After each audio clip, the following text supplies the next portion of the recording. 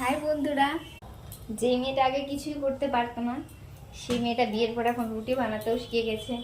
দেখো গাইস, কি আর বলবো, সময় পরিস্থিতি সব কিছু শিখিয়ে দেয়। মেয়েরা পারে না এমন কিছু নেই, মেয়েরা চেষ্টা করলে সব কিছু পারে।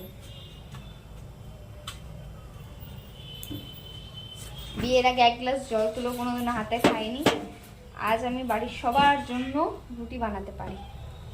আর এর থেকে বড় আর কি হতে পারে বলো?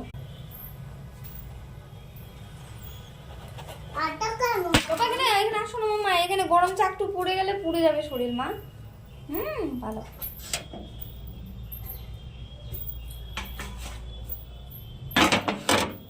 তো দেখলে বন্ধুরা, মেয়েরা পারে না এমন কিচ্ছু নেই।